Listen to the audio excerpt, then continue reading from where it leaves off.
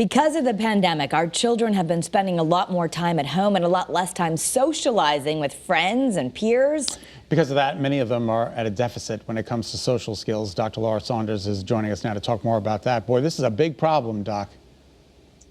Happy Wednesday, all. Yes. So I think, as we unfold and with a vision to the future, we take a look at what's been happening. And one of the things that I think is concerning especially when we talk about children, maybe not so much adolescents, but definitely children, is really kind of the lack of social connectedness. What used to be 100 little social interactions in a day, when you were in school, is now like maybe a dozen.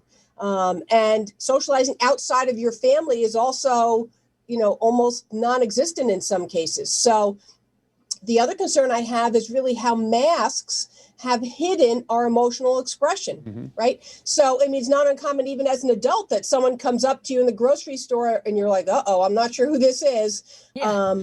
And because we don't recognize them, they have a mask and they have a hat on, and then, oh yeah, bam, it's Scott coming up to say hi. But, for the most part, it's getting harder to really recognize emotional expression.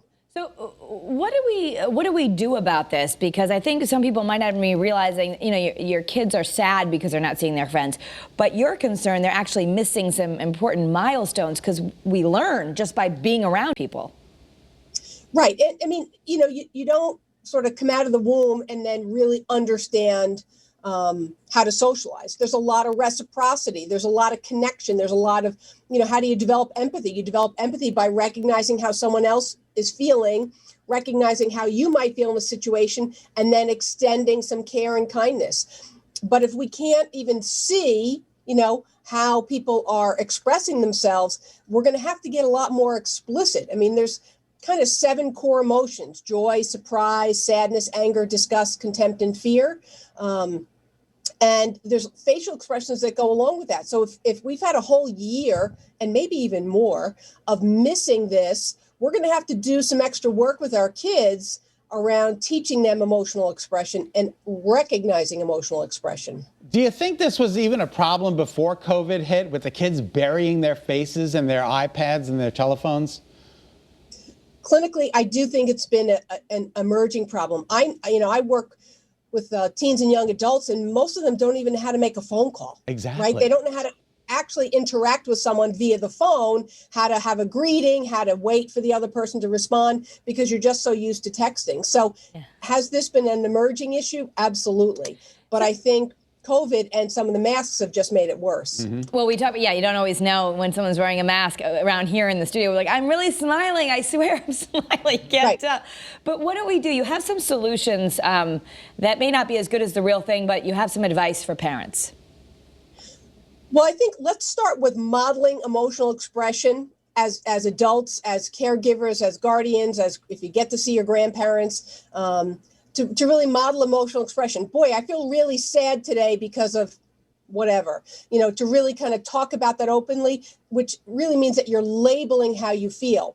So in some of these interactions with the people you actually do get to interact with, label those emotions so that kids get to see, oh, wow, she was sad and her shoulders were kind of slumped. She was leaning forward. So they get to pick up on some of the, the body cues that give out also how someone is feeling.